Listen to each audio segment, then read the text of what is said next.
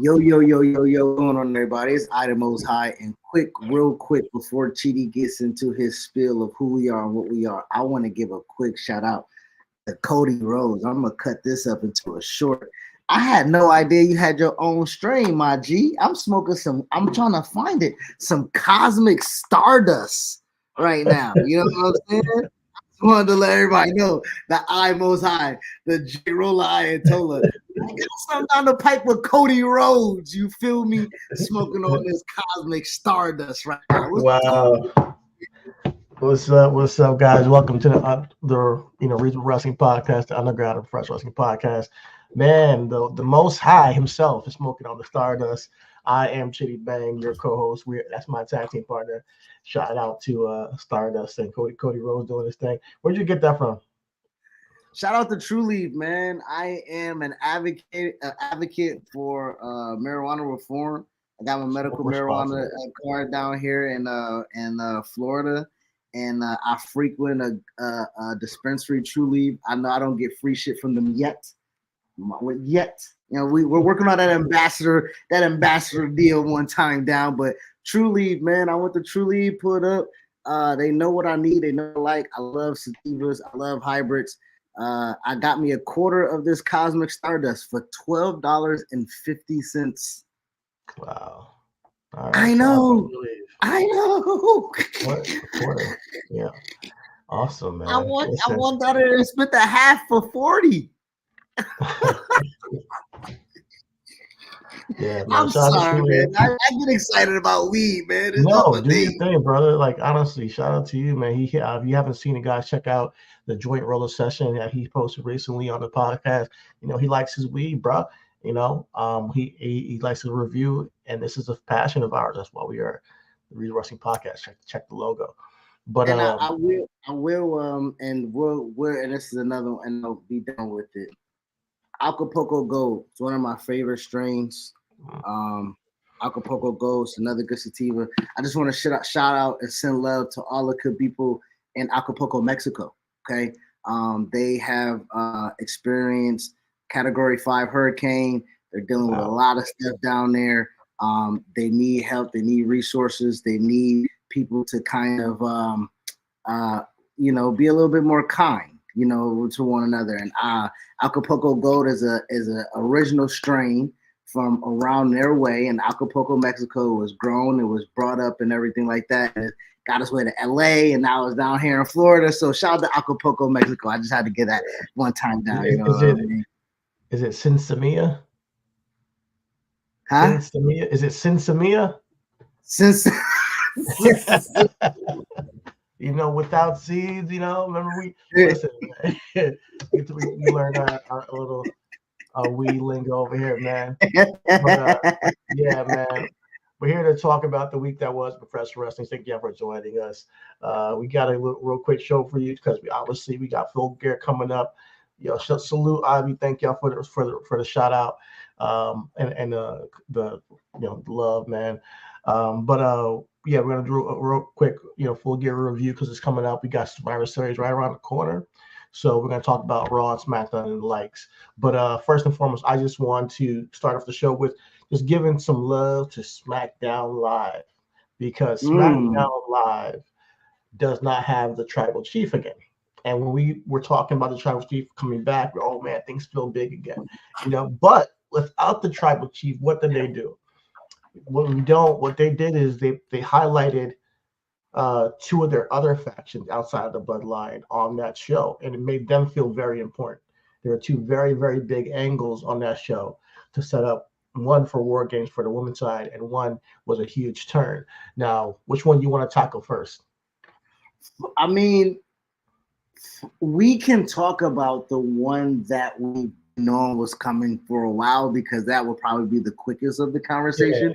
Because I do want to spend a little time with the direction of the women's War Game match. So let's go and talk about Santos turning on Ray, which we've called from the beginning of time. You know what I'm saying? Once we got started, we were like, all right, this nigga got to turn on Ray. Yeah, it's a year ago or so. Honestly, Santos Escobar is honestly one of my favorite wrestlers signs from or callers from NXT. I think Legado del Fantasma really had it going. He's one of the highlights of when it was 2.0. Legado did his thing. He had great angles with Carmelo.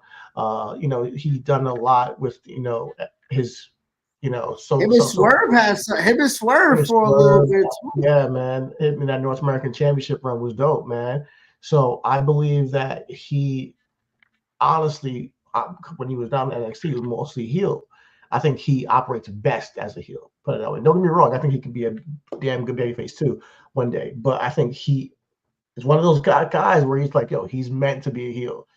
So with the way they did the turn, months ago we're like, oh man, he beat Rey Mysterio, and then Rey Mysterio. No, he beat Austin Theory to set up the then he set up a match with Rey Mysterio to see who's going to face Austin Theory for the United States Championship. Rey Mysterio ended up taking the spot, and Rey Mysterio ended up winning. So even though he has defeated the champion and he should have gotten, but he got with that too. I'm sorry not to tie in with that. Remember, they had I think it was a number one contenders match or something like that. And Rey, they did like the concussion spot or something like that. And I'm not sure if it was real or not, but that was a spot where Santos got it, lost his opportunity with Austin Theory because Austin Theory attacked him, and then Rey stepped up in the spot. So yeah, that whole little fucking, and we talk about it, those ticks in between the timeline, right, where you got the start of something, the end of something, those ticks matter. You know what I'm saying? Those ticks really do matter. You know what I mean? Does, so because we thought that the term would come around then because of the way things had unfolded. And Austin Theory taking him out after that, then Rey coming back and defending him and getting the championship. But if I'm not mistaken, Escobar had a non-title victory over him too. So like he had a claim to be the next guy up, and see Rey as champion, he had to kind of take a back seat and show him the love, and he did. Shout out to him. He didn't turn on the guy just kind of jealousy of wanting the spotlight. He supported Rey all along the way. Enter in Carlito, Caribbean Cool, where he gets added to the fray, and now there's a friction between him and Carlito because he's inside. Carlito's getting a lot of shine, a lot of play. He's obviously in a feud with I don't want to call it the Hurt Business, but with Bobby Lashley and Street Profits, what they got going on that stable. But throughout all this, we had the Logan Paul Rey storyline going at the same time for Crown Jewel, and we also what happened at Crown Jewel. If you haven't, go check it out. There's a woman in it where Logan Paul gets a pair of brass knuckles. Santos Escobar stops him from it, but when he grabs him and he runs off Logan's friend, he leaves the brass knuckles on the side of the ring, and Logan gets right back and he knocks out Rey Mysterio. So the theory is from Carlito is that, are we not going to sit here and talk about this? Because when they had the whole promo to start the show, Rey really didn't address it like that. He dressed it like, hey, listen, you knocked me out. You could have beat me without brass knuckles. But Carlito got the mic, like, well, hold up. We got to address the elephant in the room. Who's responsible? This man's responsible. He left the brass knuckles in the ring for Logan Paul to defeat you. And he put the blame on Santos. Now, whether it was intentional or not is not necessarily confirmed yet. But throughout the night, that right there, that call out spurred the discontent, and later on the turn. Now who's in the right, who's in the wrong?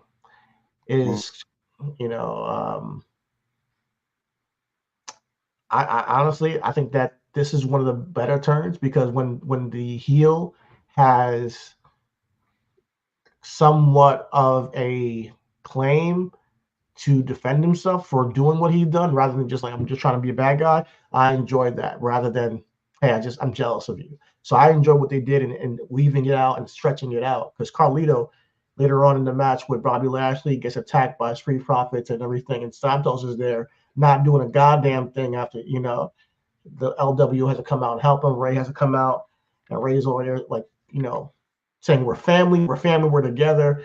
And then he pushes him, and that's when things go left. He goes to check on Carlito, and he felt like he was treating Carlito over him. So all in all, let's just get to it, man. Santos is a heel versus Rey Mysterio. I said it's WrestleMania angle, so we're not going to get it by WrestleMania, but I'm here for it on SmackDown. I enjoy that next evolution of the LWO, where they're going to go with it. Well, LWO was, if we're following the trajectory, was it's inverse of what the originality was. It was, we're against the man, we're unity and everything like that. Now we're here. Or it was, I'm sorry, it was, yeah, it was, you know what I'm saying? Now I think it's the inverse that we're unity and now we're here. I think they want to show the solidarity between the Latino population within WWE, but I do think that we're again. I told you, nigga, we back in race wars. You thought I was playing, nigga. Las Boricuas, DOA. You know what I'm saying? Nation of Domination. I remember I was locked in, nigga. They had even the motherfucking South African army in that motherfucker. Cyrus was in that bitch, my nigga, with Jurgen, my nigga. You know what I'm saying? I was locked in. I think right now we like you say, you don't know what to call Bobby, and you don't know what to call Bobby, but you see Zelina came out and did something between the boys, them Santos boys. You feel me? They came up with Santos. They Legado del Fantasma for NXT. Those are Santos. So when it come down to that shit, it's gonna be a heel LWO. I would like to see Angel and Garza come and join up, my nigga. Like I want to see them niggas come. We don't know. We don't know if it's gonna be a heel LWO because those guys haven't necessarily chosen allegiance to Rey Mysterio and LWO or Santos. If they stay, I want to see the reformation of Legado del Fantasma with we got Garza and Humberto with their heritage and fucking Santos with their heritage. And they said, all right, nigga, get y'all little motherfucking no-name Mexican niggas having that Puerto Rican, Dominican niggas. Who y'all daddies? Who y'all granddaddies, nigga? Nigga, we the Mexican legacy over here, my nigga. That's what I'm trying to see. I want to see that shit. Okay, I mean that's definitely an avenue they can take. I definitely can see that happening. Hey, listen, Angel Garza and Humberto are talented wrestlers. I just gave them props last week with the Halloween TLC match they had with the Creed brothers. I thought it was very entertaining, but they might still have something to do in NXT still. They might still be in the tag division down there. I don't mind seeing Santos have a singles run now, as a heel. Right now we have Logan Paul as United States champion. Obviously that's a thing right now, so he's gonna hold that for a bit. But in a few months, I could see LA Knight beat Logan Paul, Santos and LA Knight having a really deep feud. I think that can be really entertaining, those two guys.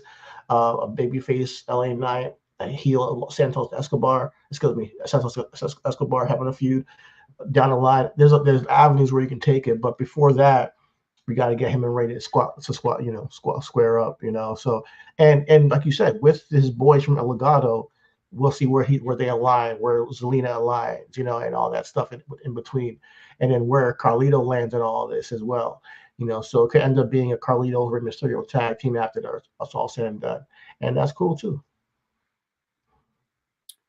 Let's get into the real reason why we're here for SmackDown. Okay, so there was a 6-woman tag match of the newly formed Damage Control of Bayley, Io Sky, and the newly added Kairi Sane versus Charlotte, Bianca, and Asuka. That was big. That was big match action right there. And the main event, man. Main event. Asuka turned sprayed the, Bianca went for the crawling tag, standard operation procedure, went for the tag. Asuka said, "Oh, gotcha, bitch. Gotta be quicker than that." You know what I'm saying? And Bianca was like, "Oh, this bitch still beefing with me." You know what I'm saying? Like, yo, I ain't never been a woman, but I've been around plenty of women who like, dude, I ain't fucked your nigga since 6th grade. You know what I'm saying? I was in grade school. Nigga, you fucking niggas in 6th grade. God damn. What I'm saying is, I was still doing the gel on the sideburns, bitch. I had the crusty sideburns. Why you still mad at baby me? Hairs? Bro, why you still mad at me? Bitches still be getting hate on for shit. And Bianca looked at Asuka like, damn, bitch, you still hating? And Asuka's like, nah, I ain't hating. My friends over there. You know what I'm saying?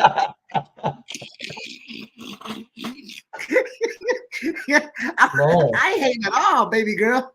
No, this is new beef.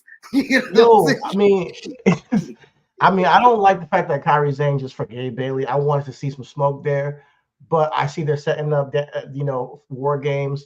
I thought the angle with Asuka was dope. I think it felt like it was important at the end of the show, and then the beatdown. How often do we get a female beatdown angle at the end of the match, end of the show? We don't get that very often. So to see that, I enjoyed it. And Shotzi runs in for the save. Too much. You can't do nothing to these girls. They have control in control. To your point about Kairi and Bayley, I felt that way from jump. I took a little beat, right? Like, I don't mind the slow play, knowing that Survivor Series, I believe, is the last premium live event of the year, if I'm not mistaken. So everything else after that, after War Games, that's their big boom finale until we go into the new year, right? So I'm assuming Bayley's gonna get her shit ousted by Rumble.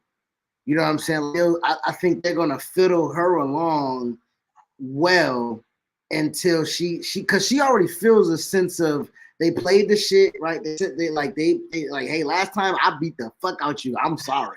Kairi was like, I forgive you. But Asuka is there. I think Asuka's gonna be in her ear. Io's gonna be in her ear. Like, yo, I ain't never like this bitch anyway. You know what I'm saying? Like, I think it's gonna be a lot of shit going on to where Bayley gonna get her shit dethroned with my nigga. And all I'm trying to say is, can I get some ass, Pam? You know what I'm saying? Can I get some ass?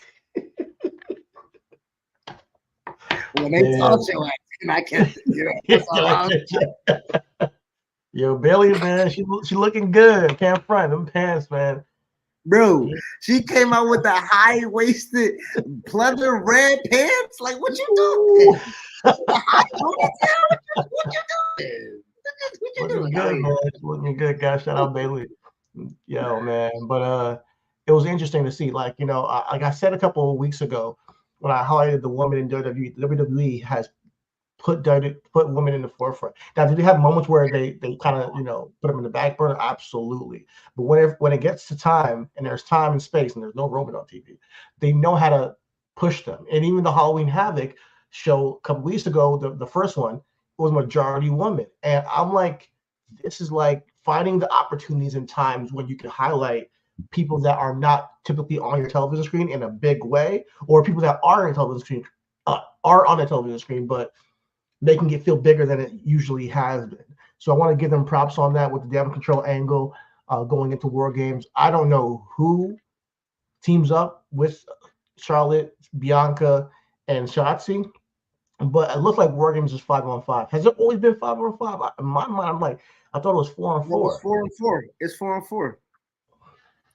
It's 4-on-4. I don't think Dakota's clear. All right. No, this brings me to Raw War Games, because the rumor going around town is that it's going to be 5-on-5, and that they're going to have a secret appearance of Randy Orton joining Team Cody Rhodes and Seth and Sammy and them. I don't know if that's what we're going. For what? It's only 4 people on Judgment Day. Exactly. That's what I'm trying to say. They're saying, oh, Drew McIntyre is going to join Judgment Day and it's going to be 5-on-5. To me, that doesn't make any sense. Like, people are so, I guess this is a real thing I've been seeing multiple times on my YouTube pop up and on my algorithm. Maybe it's You know. Wait, I mean, is it the same thing that Owen had the Infinity Gauntlet? Like, is it not one of those joints? You know what I'm saying? It probably is, man. Maybe I shouldn't even bring it up because it's fan bullshit. But like, people are so thirsty for like CM Punk or Randy Orton to show up, and I think that's listen. It's always going to be intrigued. That's what makes wrestling special. But also, we got to chill sometimes because it kind of can ruin the surprise if there is a surprise. If they show you something on TV and Raw Games has always been 4 people versus 4, let's just let it be 4 and 4 and let's take it for face value. If Randy Orton somehow shows up at Survivor Series, that makes it even that much more spectacular. So that's all I was trying to say. I would say this.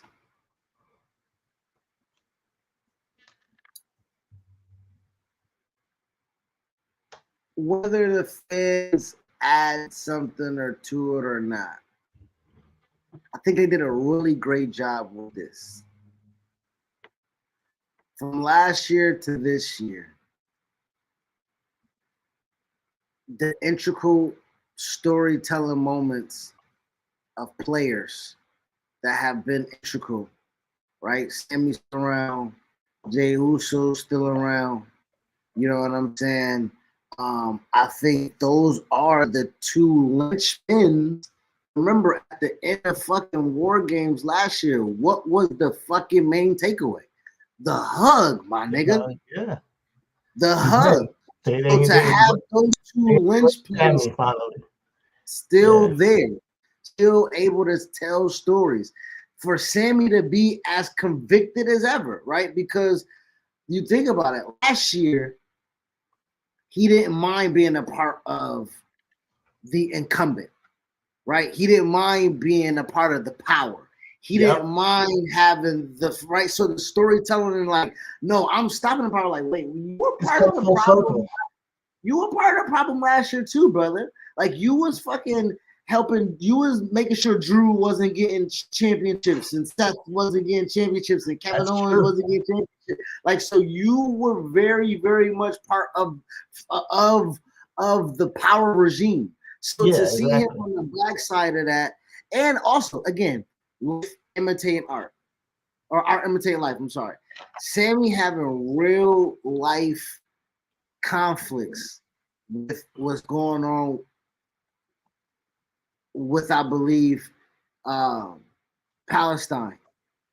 I do believe that he's using this as a really great way to tell a really more in-depth story. Like inspirational, like take inspiration from what's going on, like to fight the power kind of thing. Yeah, I mean, listen, there's people that's going head first into the flames right now and know that they're not coming out alive. Real talk, right? And Sammy's the same, like, hey, I'm gonna go in full if I know that you ain't never gonna cash in, if you ain't never, and again, here's taking the real life stuff and putting it to where it's real digestible for the palate of us and kids, and it's a real superhero-esque. But when he's looking at people in Gaza, and he's looking at people that's being slaughtered, and he's looking at superheroes over there, that's like, man, right? So I love the fact that Sammy can, right, at his core, can be who he wants to be through this character. You know what I'm saying? Like, I really enjoy that right now. Yeah, Sammy's always been an authentic character. Even when he's a heel, I think he's drawn from that political space for like kind of inspiration, being the liberator and all that stuff. He kind of like, turned it on his head and made it a heel character. But through that, I like what you brought up, because Sammy last year being part of the power that be, the bloodline, coming full circle this year is a great full circle moment where him and Jey are now against the power that be, which is the Judgment Day. And I think that's also a testament to WWE's power to build Judgment Day from what it was last year to what it is now. And to show that they are a force to be reckoned with, that deserves this. When Finn lost that video, I thought that group was dead in the water. I thought they were dead in the water when Finn did not get them. And Edge ain't even around anymore, which he should have fucking won that match, man. It's crazy. Edge ain't even around anymore. In hindsight, for Finn to stand in Hell in a Cell and take Edge through hell and stand as the demon, bro. You're doing numbers. You put numbers on the board. You feel me? Like busted his fucking skull open. Busted his fucking skull open and still lost. His skull open. You gotta make a You gotta make an audible. Yo, make an audible. Finn off the cell, coup de grace. Like you gotta do something off ladder, like something. Like, bro, you gotta go over it with the guns, and you gotta have Judgment Day. What the hey, you gotta have Samantha go crazy with this shit. Like, but again, to the testimony, and this goes back to us having faith and not jumping the boat with. Coach said it in the interview, and I want to bring this up, I guess, to kind of bring this full circle, and I don't have it. I think it was a Fightful. I saw it on Twitter, and I'll paraphrase just to run through it quickly. He was praising Damian Priest. He remembers Damian Priest when he did the ROH Renaissance, when he was on this tour, everything like that, and I think he did a thing with Punishment Martinez out that way, and he wanted to congratulate him on his growth because that's the sign of true professional. He said that ain't the same performer that I saw back then. That he's a player, like a full-blown player now, and we been knew homie was a player. You know what I'm saying? I knew. You know what I'm saying? We pulling up with Luis at the fucking NXT halftime bash, man. We met him, but before we even met him, and he's such a cool dude, very kind, very soft-spoken, chill dude. But before I saw him in ROH, like I remember those times when he was ROH, and I saw it then. There was a spark in me, like, oh, there's something about seeing a talent, and I see him, and I'm like, they're WWE bound. I can see a mile away. Jade is one of those too. You know, I think that we'll see Ricky Starks in WWE and MJF in WWE. There's certain things, there's certain characteristics that I see that, oh, they are made for this type of wrestling. Not that they're not great in AEW or whatever. Not that he wasn't great in ROH, because he was. But there's certain things that can just stand out, like, oh, I know WWE. Nigga, we saw that in Austin Theory and Evolve. Yo, for real, we saw this in all. Be a problem. Yeah, exactly. So there's something that you just see, like, oh, that's their model, like that's what their type is, you know. Everybody got a type. That's their type, you know. But there's certain things that you can see that stand out. And I saw a mile away when he was in ROH. But yes, he's right. Cody's right. Damian Priest. Without Damian Priest, Judgment Day isn't what it is. He is taking miles and bounds leaps as a performer. And I've seen him have great match after great match and kind of it go under the radar. On Raw, at Puerto Rico, Bad Bunny, I've seen him do it in NXT with fucking Leon Ruff and Johnny Gargano. He's elevated and got better all through that. And he's a tall dude, big dude that can move slick as hell. You know, and you know, he's like a better. I don't want to do that. I don't want to knock anybody else. But the other person I was going to say is also very talented and is underrated as well. But we tend to do that with big guys a lot. If they're not The Undertaker, if they're not, you know, then we kind of like just kind of. You'll say he's a better version of Dijak. No, I was going to say Baron Corbin because I think Baron Corbin's underrated. I do.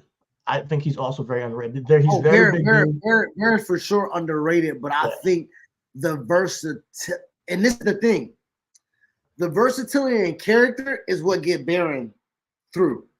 The versatility as a performer is what Damian stands on. And this goes back to football, right? If you look at it, Quinnen and Quincy, right? That nigga Quinnen, performance.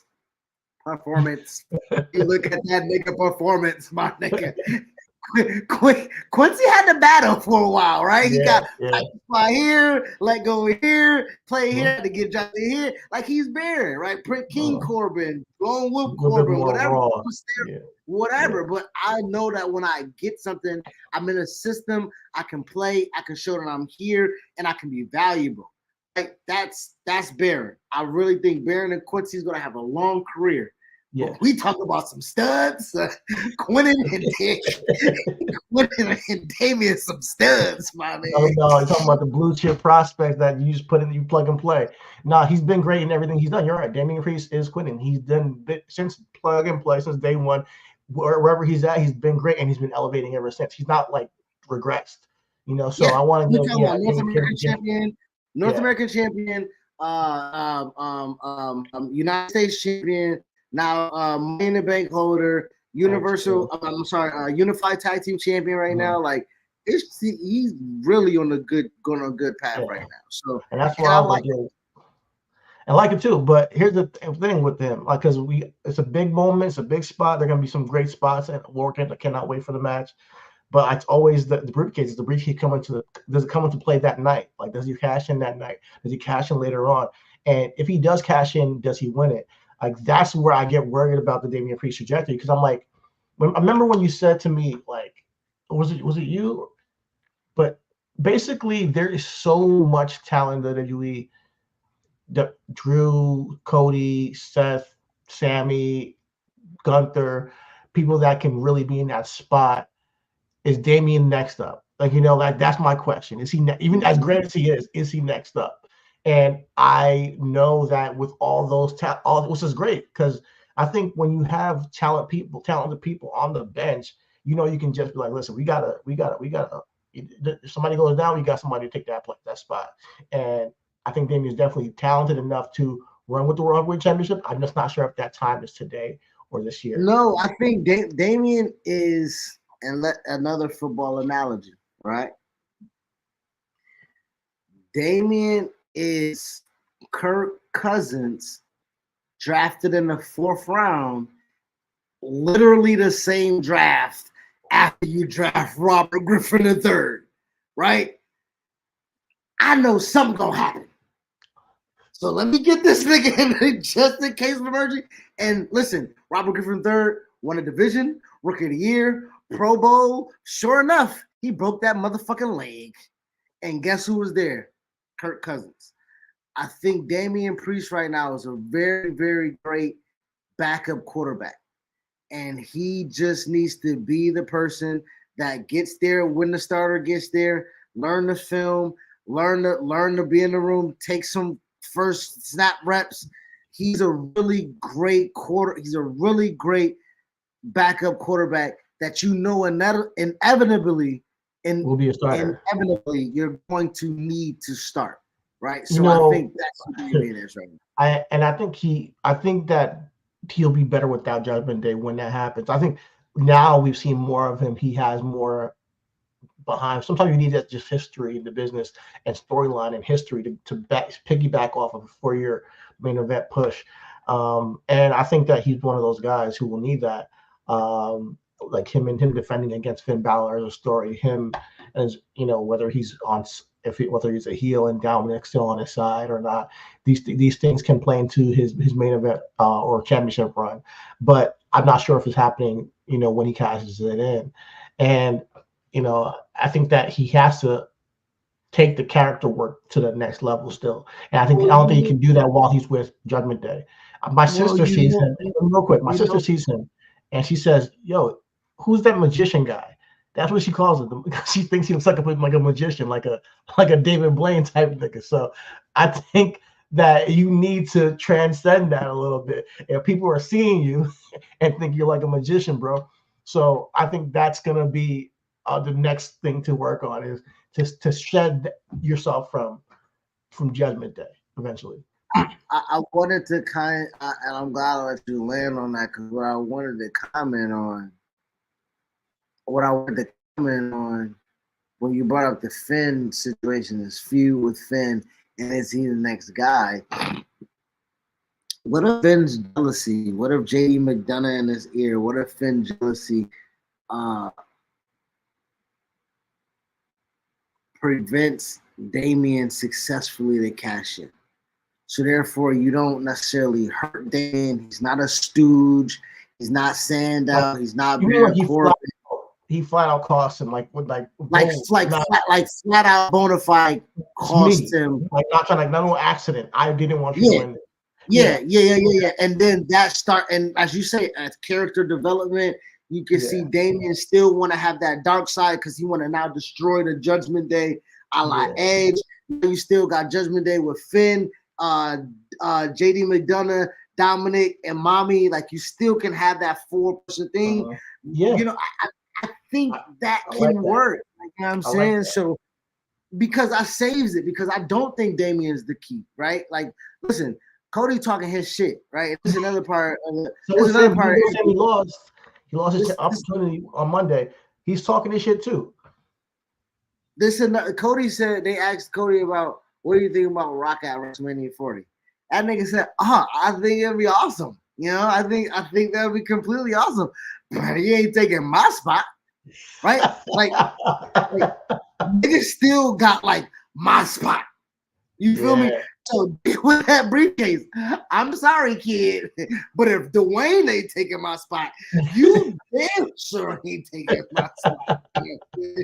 So yeah, I think some magic gotta happen because it's a lot of listen. Gunther, you said deserves to be in the spot. Sammy just had his moment, but was that really his moment, or was that the start? It was an opportunity. I hope it's a start for something, but I don't like when they do that to Sammy. Like, don't just throw him out there to lose to the champion. Why? That's what makes. Well, hold on. Duh. That's exactly why they do it. And I know you know. I know you know. I know you know. Dude, he is again. We talking about rank the baby faces right now. These niggas are in a race. No lie. This is the NFC North. I mean AFC North. They're in a race right now. Who is the top baby? We got Cody, who the crowd pops for undoubtedly. We got Sammy, who you right now want to go to war with. Nigga, I don't break that shit for Sammy. He deserves better than that baby face. And then you got Seth, who is the champion that we all deserve, who's going on a fucking hot streak right now, who got the crowd in the palm of his hands. 3 major baby faces right now at the top of their game. And Sammy has to find an advantage. That's how you get him hot still. Because if Cody eventually not going to be on Raw, Sammy and Seth, Sammy and Gunther, Sammy and Drew, Sammy and Finn, it's gonna go crazy. Yeah, it's gonna be ill. But speaking of, I'm glad you brought him up because a couple weeks ago, you talking about baby faces, right? Because you all need you're talking about top baby faces, but we also need mid-card baby faces. And the boy Gunther you just mentioned, to me, in my opinion, even with all the Judgment Day shit, is the #1 heel on Raw. He is the top heel on Raw. His promo with The Miz in one segment turned Miz into a babyface, a mid-card babyface, which honestly worked. This is the first time I've seen The Miz as a babyface, and it actually kind of works because of Gunther is the guy who's able to, get that juxtaposition. I love it, man. The Miz had a bone to pick with him. He had him on the Miz TV. He clowned the Miz. Miz is like, yo, you ain't gonna talk to me that way. They punked him out. Miz comes back to have a great fatal 4-way this week with Bronson Reed, Ivar, Ricochet. It was dope. And then he pulls out the victory, yo. So we're gonna see the Miz and Gunther showdown. I think this is a great spot for the Miz, who's great on the mic, and we get to see more from Gunther on the mic, which is honestly to me has always been great. Like he's good. One time down since we mentioned them, it's been not reported because I don't think WWE does reporting on it, but it's been mentioned that Ricochet had a concussion in that drink, which kind of caused the audible for the finish. So, speedy recovery, press Ricochet. Hope everything's good. I think Miz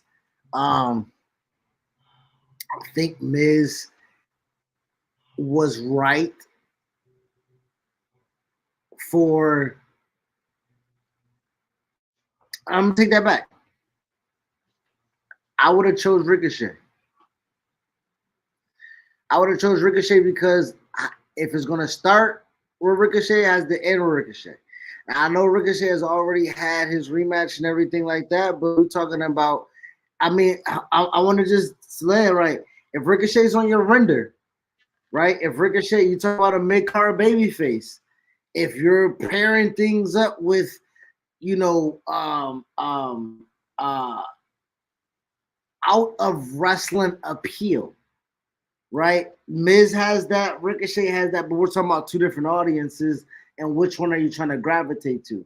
Because I don't really think the Miz, even in the demo that he's in, I don't think he hits the demo that Ricochet can tap into with. What does Ricochet hit? What demo does he hit that Miz can't hit? And what are we talking about? Well, for one, I think Ricochet can hit 18 to 35. I don't think Miz can hit 18 to 35.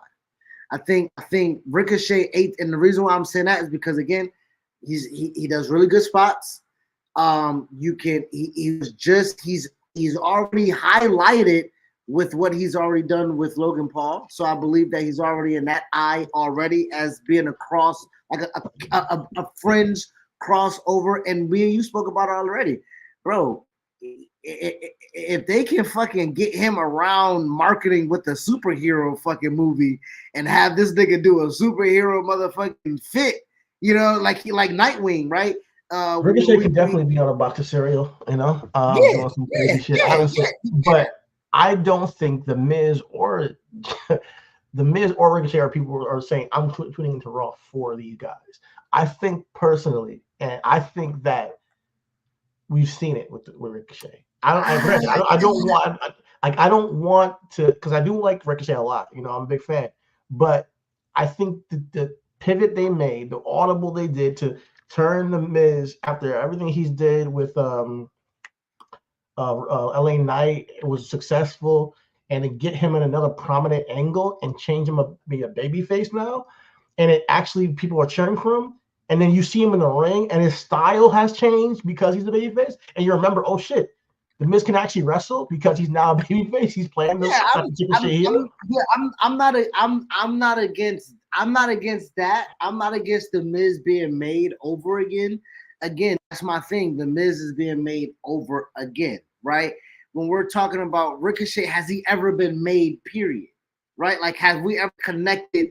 Period. Has there ever been a promo? Has there ever been a segment? Imagine Gunther talking down on Ricochet, right? I'm like talking down on him. Last time we saw somebody talk down on him. No, go. Okay, finish. I'm sorry. I was gonna say the last time we saw somebody talk down on him was Drew. It took him a minute for Ricochet to get back up to the spot because how we saw him, the perception that was like, oh, he's not ready. Can he come back with Logan Paul? You know, and he hasn't recovered yet. Like, honestly, Ricochet has had opportunities on the mic and he hasn't delivered. Now, granted, maybe they're giving him lines that he has to repeat, and he's just going and repeating the lines. And sorry, that's just what but he hasn't really connected the way he did when he was in NXT on the microphone. I don't know why. But I'm not saying that we can't get back to Ricochet. I've never known Ricochet. And that's my thing. I've never known of Ricochet to connect on the mic, right? Even in NXT North America, Homeboy, when he was talking to, you know, Velveteen Dream and shit like that, like he ain't never really like but all I'm saying is a sympathetic where you don't have to make somebody a baby. They did well with the Miz. I'm agreeing with you. They did well with the Miz to make him one. I think you have one already made, right? And for me, and like you say, yes, he had opportunity with Logan Paul. The brass knuckles, and then him just coming out and making a save, him getting after Shinsuke, right? Like we haven't seen Seth and Ricochet, right? Ricochet hasn't been rewarded like Sammy has been to be highlighted in a match. Ricochet probably needs the opposite of what they did to the Miz. Ricochet probably needs the opposite of what they did to the Miz, and that is a babyface telling it to him like they need to tell it to him, and he flips out on their ass, and he becomes the guy who's like, I'm going to show you through his heel actions. I'm going to cheat to win and go about it that way. Maybe he needs that heel turn to come back full circle as a babyface down the line and get what we're talking about. Now, this is what I want to ask you. If Ricochet wins that fatal 4-way with Dirty Tactics, and he's showing Gunther it's a different side of him, and he'll do anything to win his Intercontinental Championship back, because after that Intercontinental Championship reign, he has been irrelevant, to so to speak. So if Ricochet is talking about I'll do anything to get this championship back, and what if he fucking ends the reign with the fucking trunk pull? Right? What if Ricochet and Chad Gable?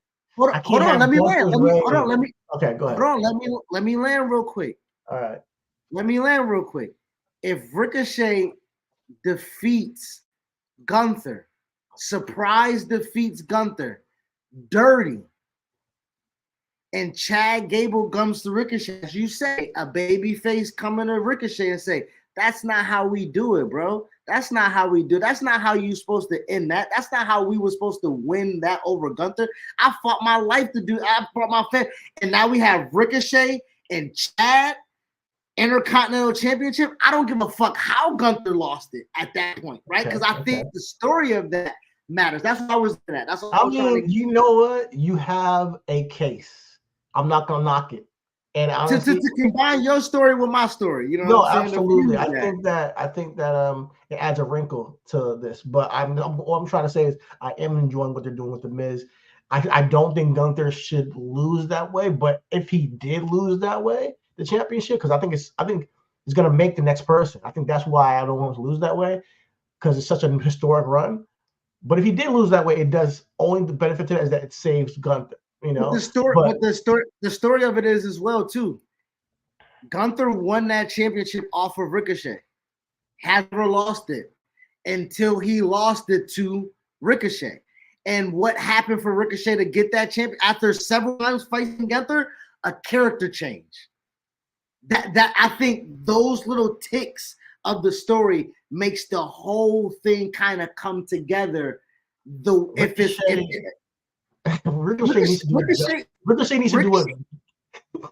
needs to do what Jungle Boy did on AEW, but way better than Jungle Boy could do it. Go out there and say, fuck all you guys. I got the baddest chick in the game, and none of y'all gonna touch me. And I'm a new champion, new United States champion. Like, dude, like, come out there and talk your shit, dog. Don't be this nice guy. You can't make Samantha part of the heel gimmick, though. But I do hear what you're saying. Why not? I think you know, honestly, the only female tension that I like backstage is Kathy Kelly. I like her dynamic with certain wrestlers, certain female wrestlers, certain male wrestlers.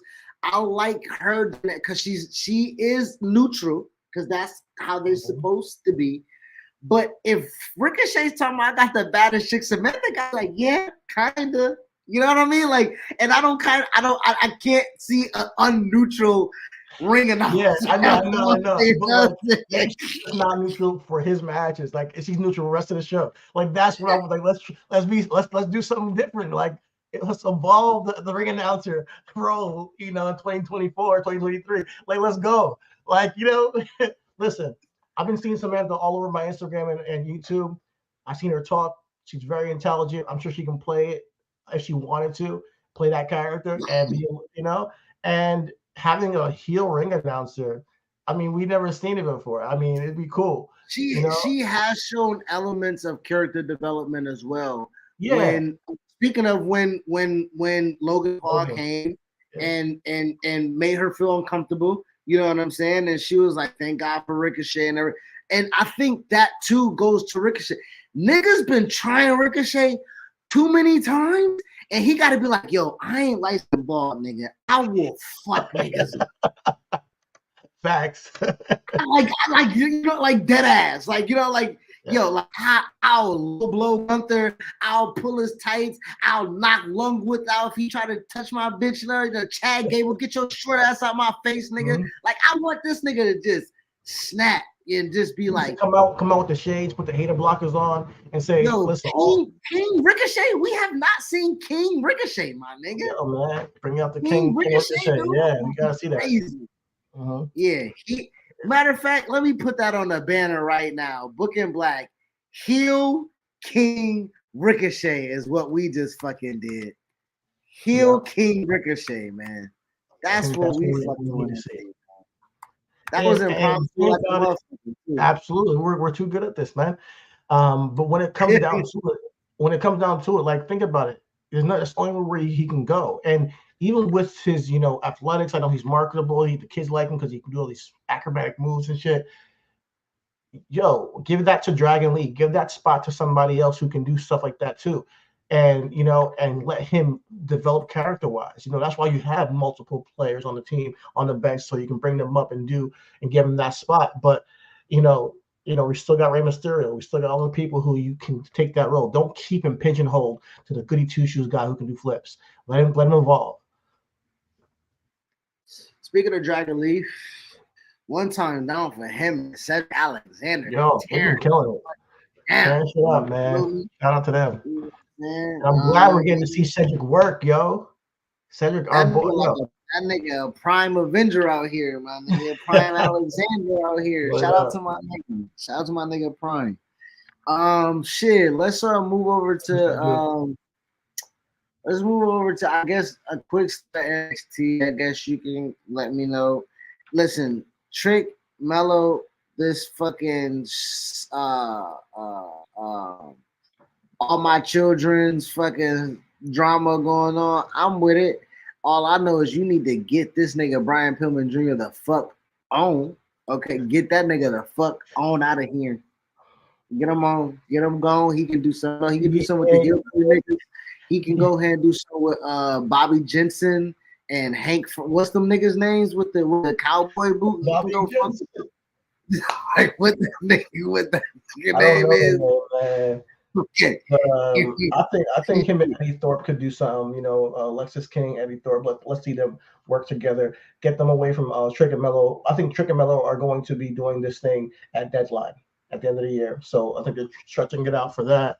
I enjoy with the entry. And honestly, we still don't know if Mello attacked them. I think that will be revealed eventually, but we still don't know. It could be somebody else. So that little intrigue, and honestly, for me, yeah, I do tune into NXT to see that, to see what's going on. And then I see all the other matches and the people.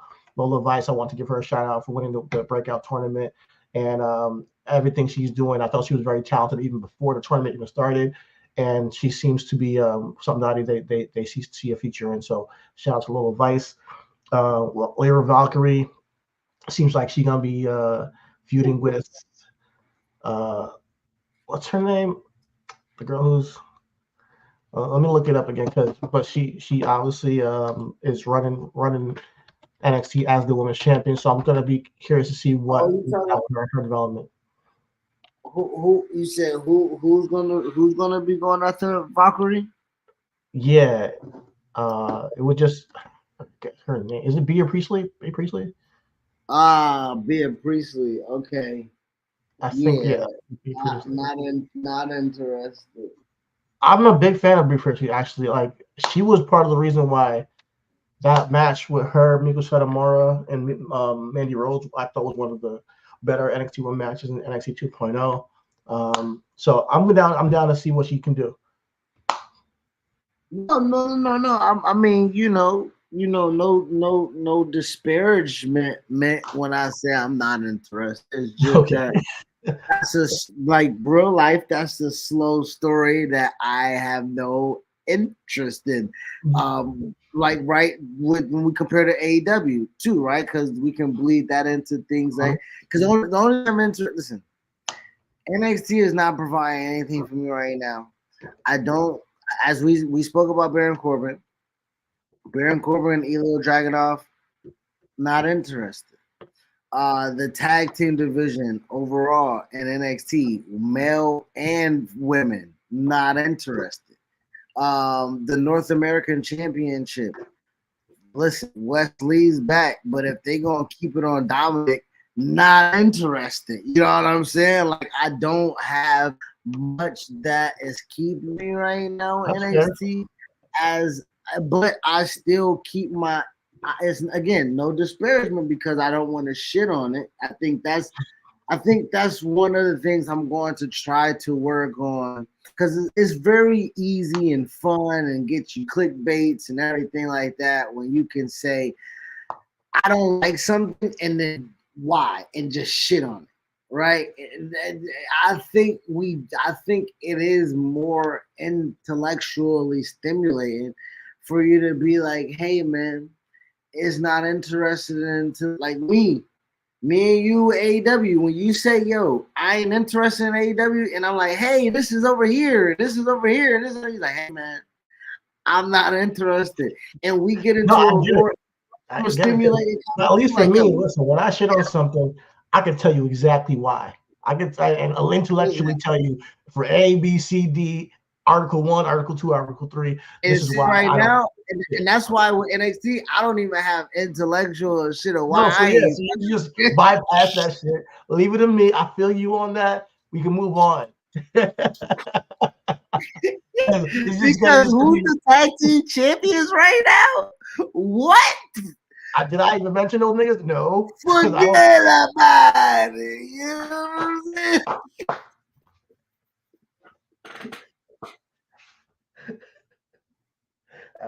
Shit like that. That was good. Oh shit. Oh man. So Full Gear is coming up next week, man. What's the card looking like? Wow, these niggas want to work on Thanksgiving? Like, well, it's not really. It's really it's the week before Thanksgiving. So, I mean, Survivor Series used to be literally on Thanksgiving every year. That was crazy. It's true. That is true. That is true. So, we have very interesting storylines for me with AEW. Really? Yeah, so I'll read this card and you tell me what's I got it. That's why I was about to run through it. I got it. So pre-show, listen, I was disappointed last pre-show with the ROH Tag Team Championships not going where I thought it was going.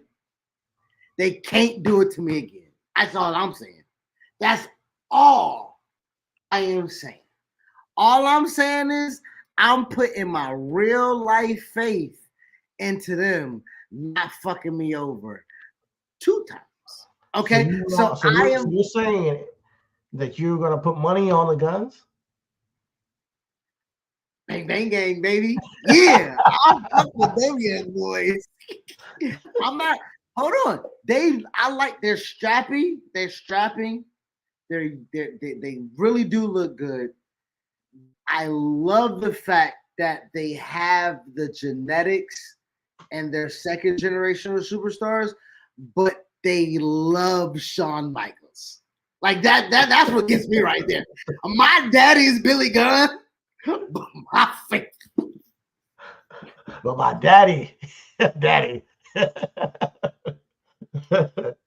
He's Shawn. My wrestle daddy. So I love that about them niggas. And one of the very underrated things about them, they can cut a promo. Yeah, they can cut a promo. They can cut a promo. I mean, one of them was like, a rapper. You know what I'm saying? Shout out to him not being like Michael Irvin. Yo, another thing that made me saw another sidebar. Have you saw the Michael Irvin talk about his son being a rapper? I heard about it. I didn't see him talk about it. You were in a gated community. Nigga, my son raps. His name is Tarantino. And when you hear some of his raps, I'm like, my God, son, where have you ever lived? And you know how Michael, you lived in a gated community your whole life. Damn, yo. That's hate. He fucking. I don't understand. He snitched on his son on live TV. So what? Off the gun. You went to Cranbrook. That's a private school. Hey. Well, off the gun. I'm not sure how tough or how easy that upbringing was. When we read the story, we read the story of Pops, Billy Gunn, and Badass and Road Dogg. doing 20 pills before they go out and do a match, my nigga. Like, you know, it might have been a rough childhood that my nigga rapping what he rapping. You know what I'm saying? So shout out to my niggas. They can cut a promo. I like the guns. I like the guns. I want the guns. I want the guns to win the ROH Tag Team Championships. I do, because I think that will add a little intrigue to the main event. As if Bullet Club Gold will have all the gold at the end of the night. Well, I do like to see it. MJF will have a mystery partner, so we'll see who that is. But then, before we get to the main event, I'll leave that for last. We have Timeless Toni Storm versus Hikaru Shida, AEW Women's Championship. Listen, man. Sometimes I tell you guys, it's a moment in time. No pun intended. It's a moment in time where everything's aligning for you. Get the title of Toni Storm. This is the reign we needed for Toni Storm for the last two. This is the time to put the title on Toni Storm. If you can do it here, where this gimmick is hitting, and she becomes your most decorated women's champion, I think, at this point, yeah, do it. And she finally found a gimmick. So I want to see that happen, bro. I think can Toni Storm be a 3-time women's champion? Absolutely. Absolutely. If they're smart, they'll do that. I'm going to be honest with you. So, again, intrigued in that. Very intrigued. Okay. Now, this third match, we can skip it.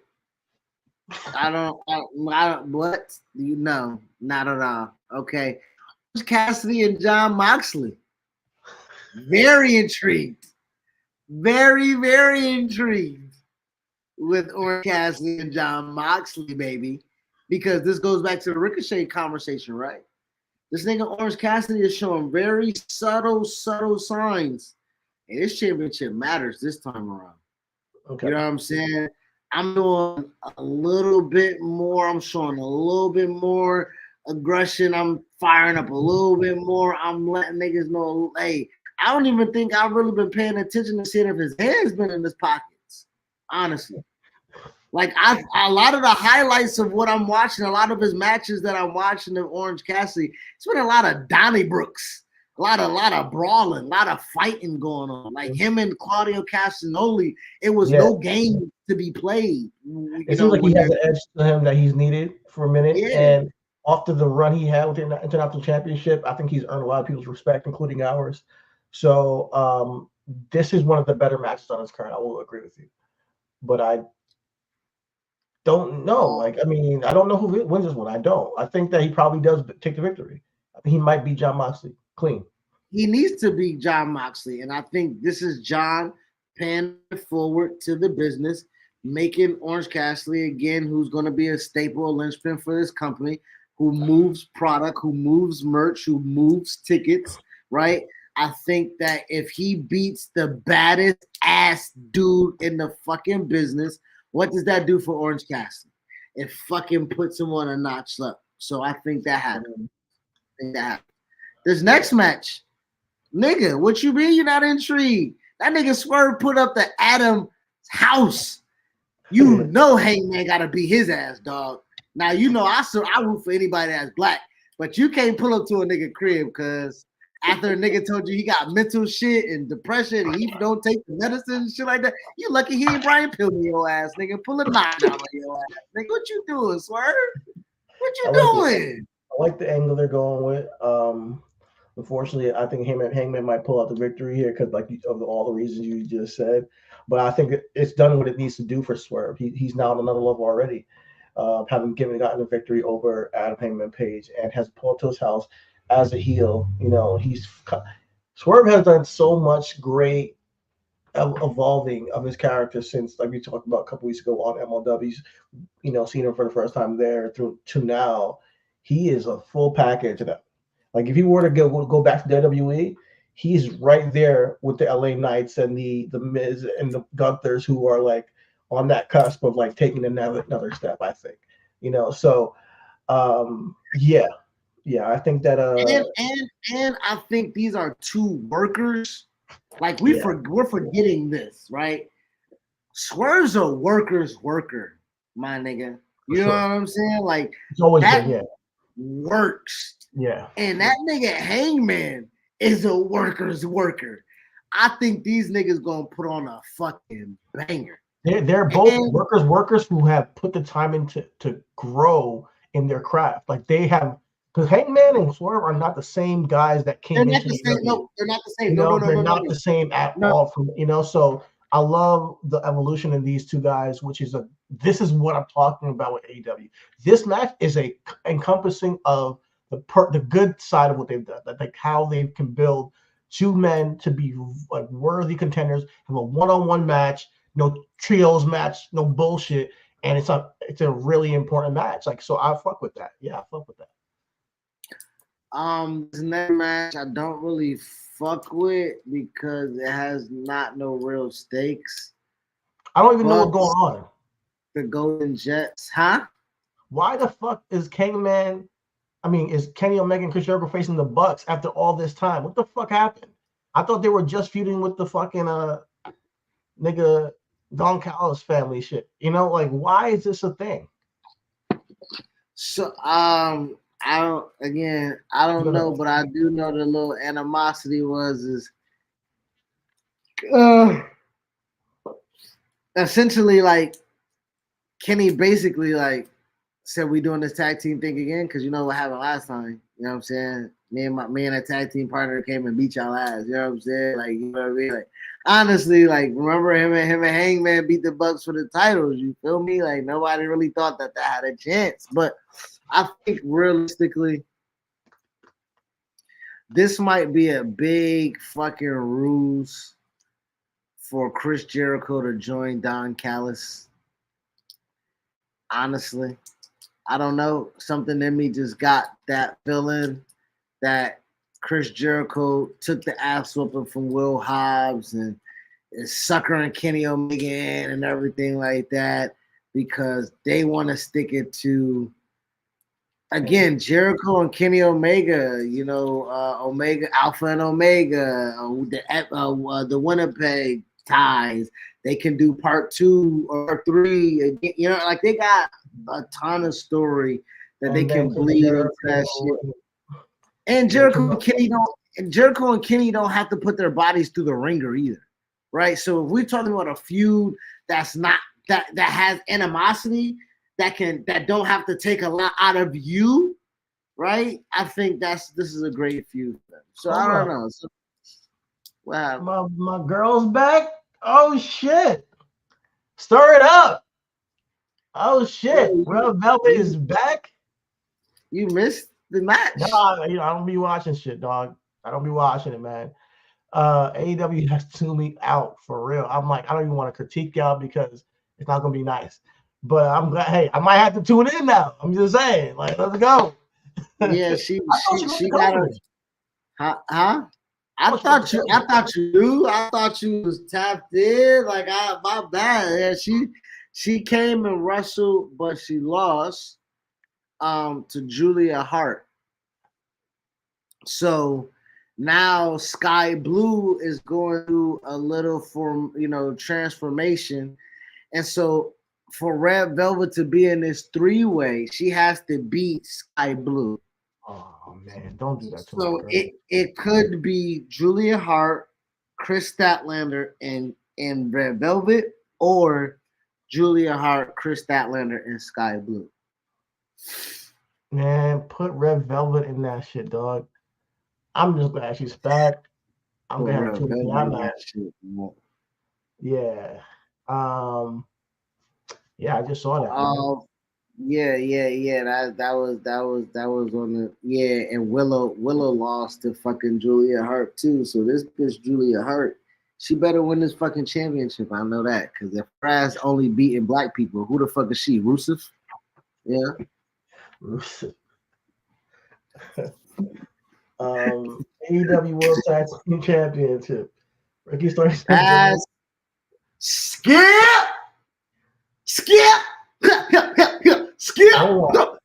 Time out. Just off the names, you think that this is not going to be an entertaining match? Yeah, but am I interested? No. I mean, it's I think match. Like, there was no angle probably, but it might go. I mean, I'm just saying it might go. But no. I mean, what entertaining. Yes. I mean, overthought out spots. Yes. okay. FTR thinking they're the best of all best, and we'll have FTR versus Young Bucks on this card. You know what I'm saying? Without the Lakers and fucking Celtics gear and all that shit going. Like, I'm 7-star. We're fucking 5-star Bucks. Let's put our stars and stars against each other and belts on the lines. Let's do that. Why? Listen, I don't care about Big Bill and Ricky. I was gonna say I love Ricky, Big Bill and Ricky. Love that they're tag team champions. Glad that Ricky Starks finally got him a tag team champion. I really, really do wish it was Ricky and Hobbs. I really, really do wish Ricky and Hobbs, that brotherhood, what they had chemistry wise, what they was able to what we were able to believe that they were. You know what I'm saying? Like I do. But with that being said, the tag teams. Talk about missed opportunities. I would say this. I do want to say this though. If the House of Black can win the titles, I will care. The Kings of the Black Throne. The Kings of the Black Throne. I like that name. I'm with it. Yeah, I'm going with them. No hate on Ricky. If the and hold on, did you see that? I'm sorry. And you know what? Also we spent this Golden Jets Young Bucks. Did you see this little stipulation? If the Golden Jets win, they will get the Young Bucks AEW Tag Team Championship opportunity. But if the Young Bucks win, the Golden Jets must disband as a team. What I'm trying to tell you is, I don't want to see Kenny Omega and Chris Jericho win no tag team championships at all. So then your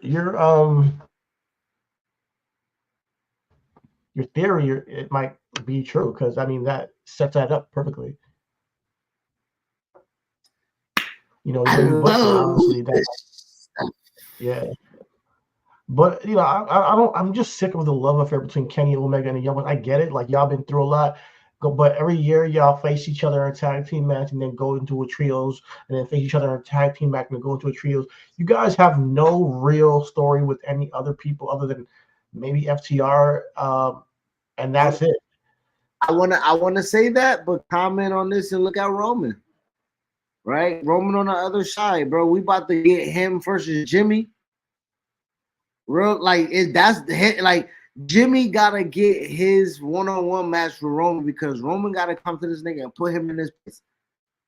So with that being said, like, Roman can't fight with nobody but his family too, my nigga. The love affair and just want to beat his cousin's ass. He's had plenty of intriguing storylines that mattered between. And so has Kenny and Will Ospreay. You know what I'm saying? Like I understand what you're saying, but I do feel like that Bucks don't legitimately matter if it's not FTR. And that's no slight on them, but when they created this promotion so they can wrestle 3 people that they never wrestled before. FTR was one. Young Buck, Usos is another one who they ain't get, and New Day is another. Those are the 3. Listen, anything else, I don't give a fuck about the Young Bucks, nigga. FTR, the New Day, and the Usos.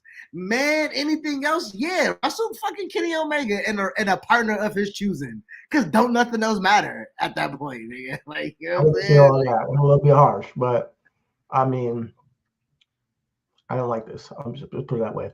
Anyways, moving forward, main event: MJF, Jay White, AEW World Heavyweight Championship. MJF is pulling double duty once again.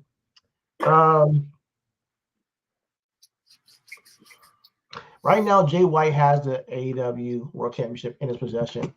Yes, he does. And I don't see MJF losing to Jay White. It's impossible right now.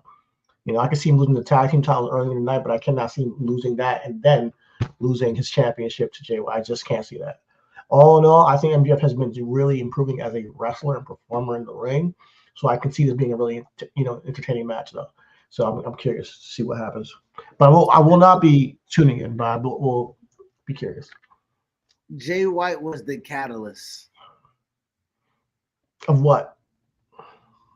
He was the catalyst of professional wrestling. Did you forget? No, he's not. You can't just say you're the catalyst. Jay White was the catalyst. You at the moment it was Roman, it was Jay White, and it was anybody else you want to put fucking third, my nigga. Jay White, man. I'm a big fan, but god damn it, you chose the wrong company, brother. That's all I'm gonna say. Listen, I would say this. I think what we are dealing with when we speak of missed opportunities, I think Jay White saw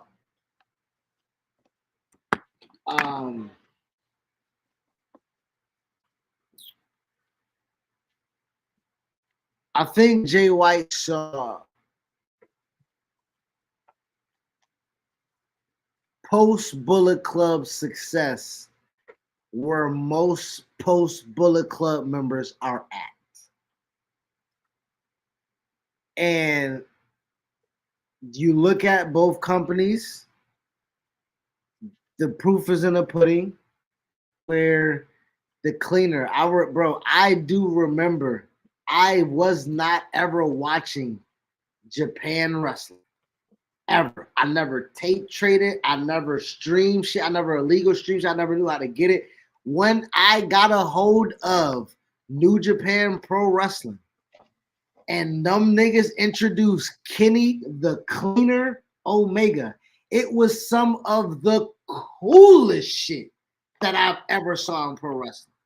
When they turned on fucking AJ Styles for him to be the fucking post Bullet Club success, you look at AEW, Jay White's looking at it, was like, okay, I see Kenny, I see Bucks, I see Adam Hangman Page, right? I see Adam Cole over there. If the nigga can stay not hurt, they give him plenty of opportunities to succeed off of where. So I do look at that. I'm going to tell you. And okay.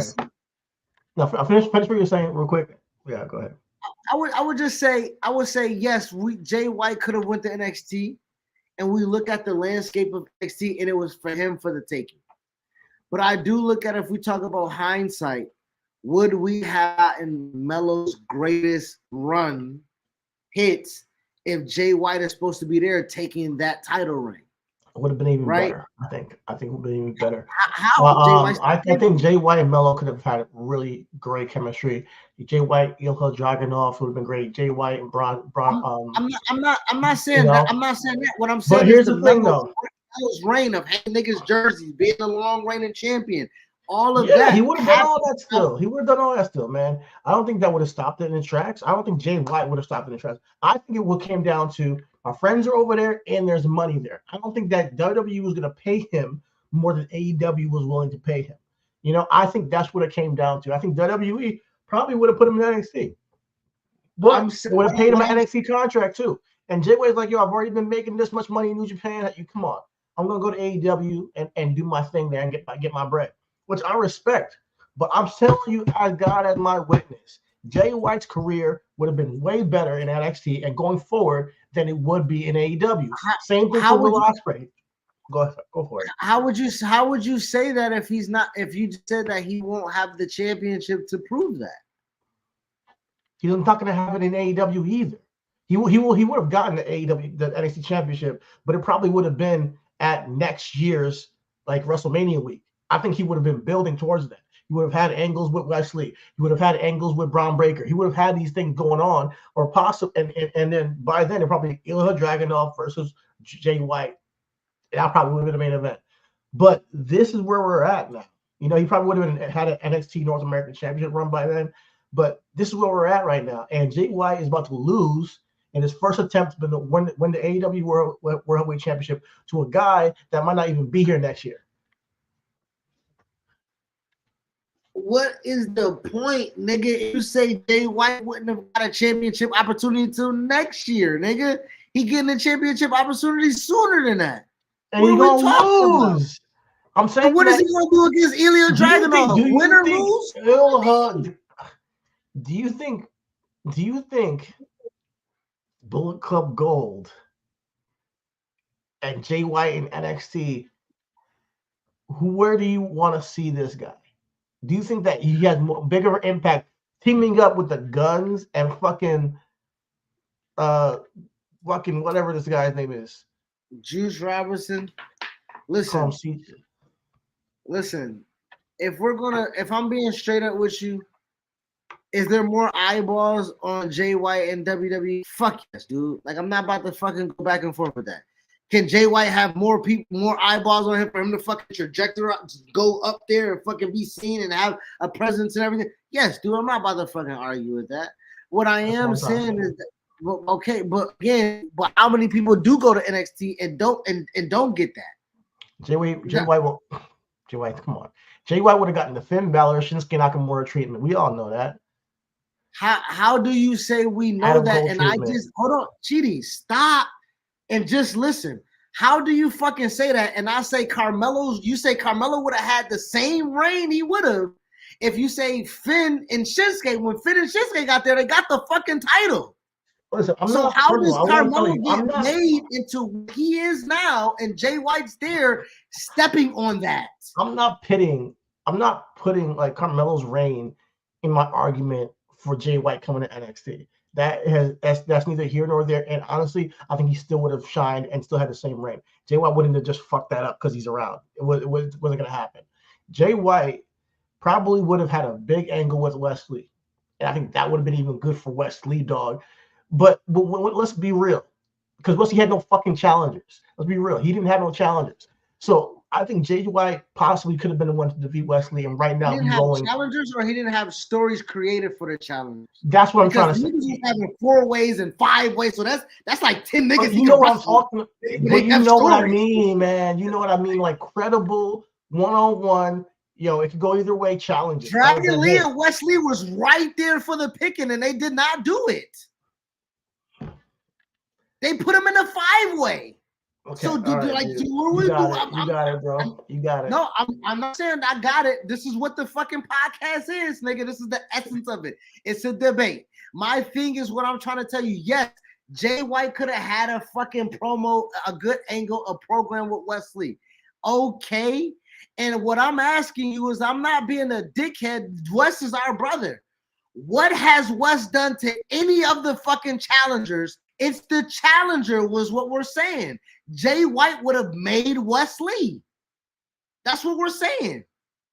And if that's the case, if Jay White is making Wes Lee, and if Jay White is making Braun Breaker, and if Jay White is making Carmelo Hayes, then yes, he's getting the Shinsuke and Finn Balor run where he's the champion for a fucking year straight.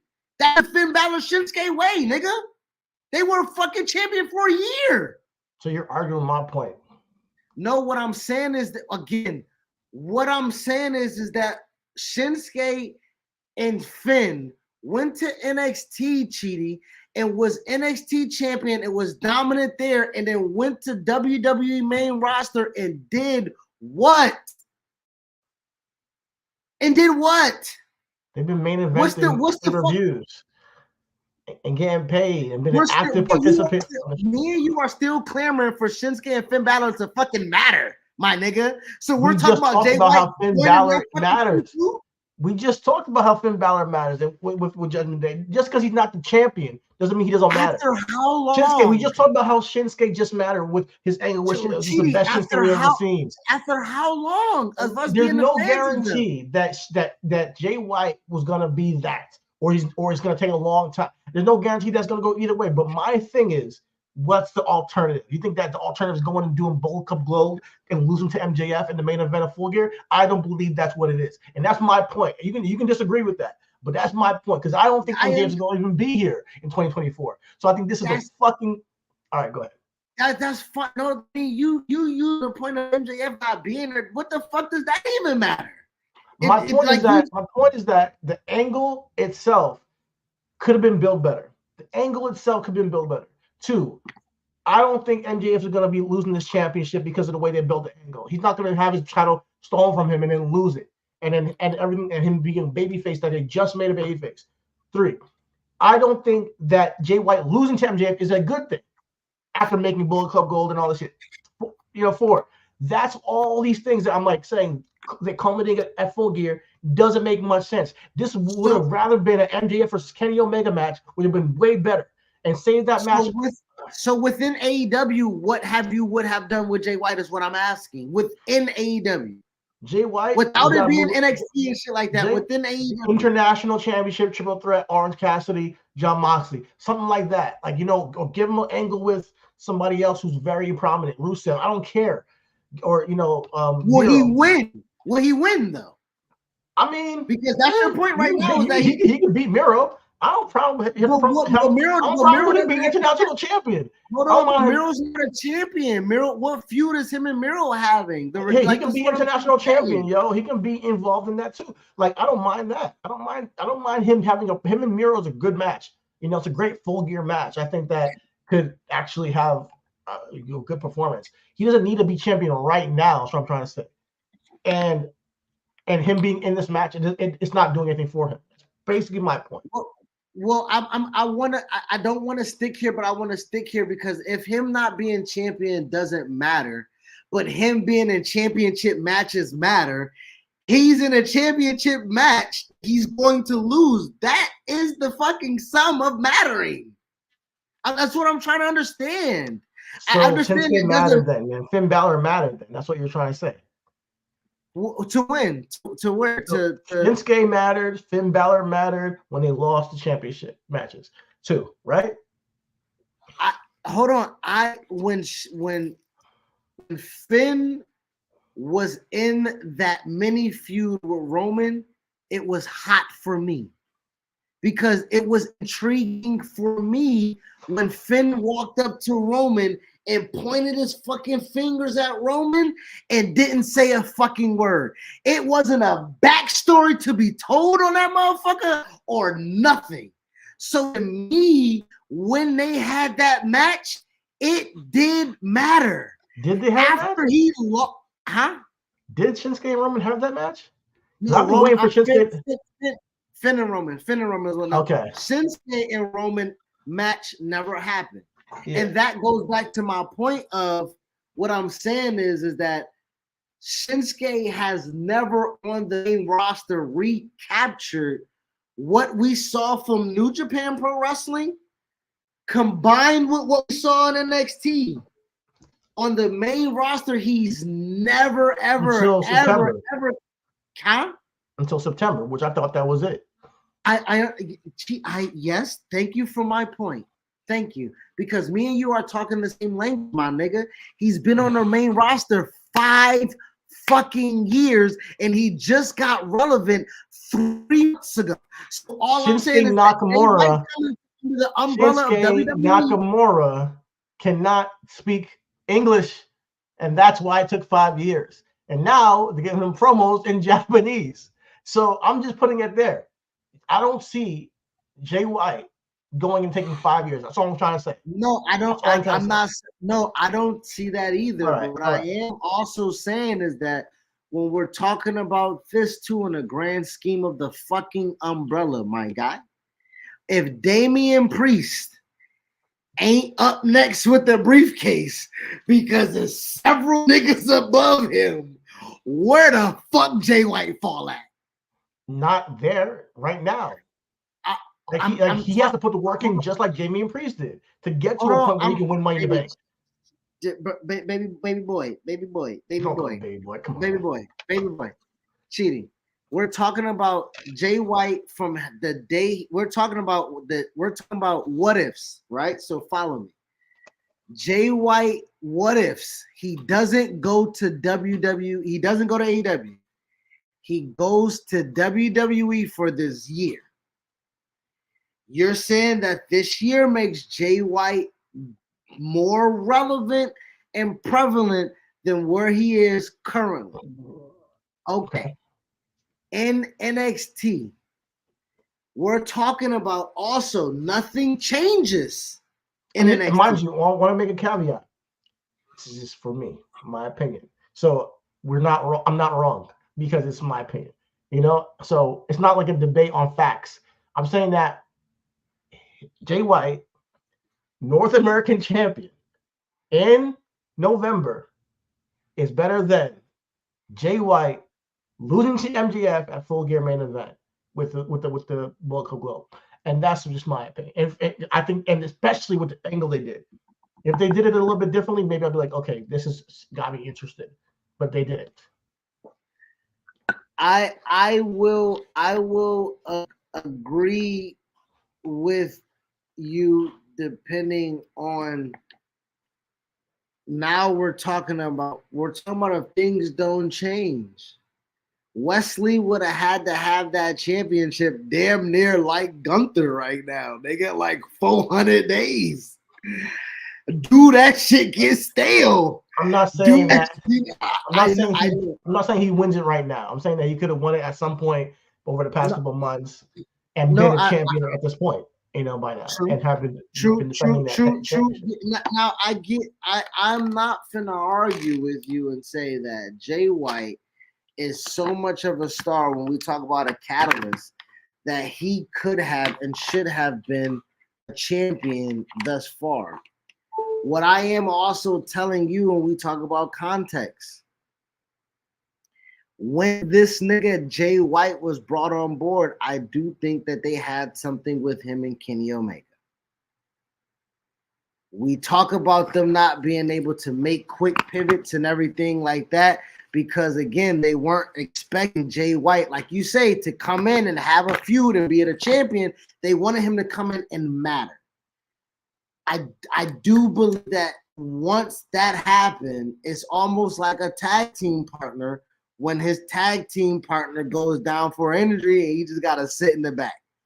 It took a minute for them to figure out that we got an asset. How can we do that? Because again, as you're talking about that, they are building Moxley as international champion. Moxley and Jay White could have went and slapped. But this is my point to you. This is my thing to you. If they're building Moxley to be who he is, Jay White loses that championship match just like he's doing with MJF. Listen, they don't need to build Moxley. Moxley is we're saying he's about to lose to Orange Cassidy. Like, let's be real. Moxley's Moxley. But at this point, nothing he can really do to be built. He's like the freaking backbone of AEW and shit. My point is they're fucking stupid on how they use Jay White up until this point. It's just redundancy, and it's ridiculous that you have a big signing and you debut him saving Juice Robinson in a match, helping him out, and just running down randomly on a day. It just doesn't make no goddamn sense to me. But hey, here we are. Can you rehabilitate it? I'm trying to get into Bullet Club Globe. I really am. Even a couple months ago, I was like, yo, Bullet Club Globe, Jay White, because I want to like what they're doing, bro. I do. But this ain't it. And the MJF babyface run is not working for me. So that's another added thing to it that I'm just like, hey, great job. You kind of that I think that is more, that again to me is more, that's more of a problem than Jay White to me, because again, a heel can always be rehabilitated in my eyes, right? And that's what I mean. Like, as much as you say Jay White doesn't matter right now, I mean, to the contrary, my nigga, he's wrestling for the world championship, right? That's a mattering to me. I understand that. I think that to AEW, smart marks, they're like, oh man, MJF, oh man, he stole his title. Oh, MJF just beat Kenny Omega in a great match. Oh, like that's all great. I think the way they set things up is just poor. I think it's poor. Like, this should have been the AEW match of MJF, Kenny Omega main event in Full Gear rather than on television on Collision when it's just, just don't like the way they book, man. Let's put it that way. Well, I mean, I see MJF pulling out the victory and moving on to whatever comes next, and we find out who the devil is. Hopefully. That's very sad for you to say, because we praise fucking Seth Rollins wrestling Shinsuke multiple pay-per-views. We praise Seth Rollins wrestling Finn Balor multiple pay-per-views. The matches are good. The stories are decent. They make them what they are, and we respect them for what they are. And for us to sit here and be like, hey, listen, I totally get what you're saying. Jay White wrestling for the AEW World Championship, as you say, I don't think it's the smart marks of, oh, he stole the title and stuff like that. I think it's smart marks of like, oh, they're finally utilizing a player. Like I think that's what real smart marks are saying. Real smart marks are saying they're finally utilizing a player, because I think, as you say, Kenny Omega and MJF at Full Gear was the match that you would have booked. What I'm trying to tell you, I think Kenny Omega versus Jay White was the match I think them niggas would have booked. Right? I think if that nigga did not have to take extensive amount of time, just like Okada and from Daniel Bryan.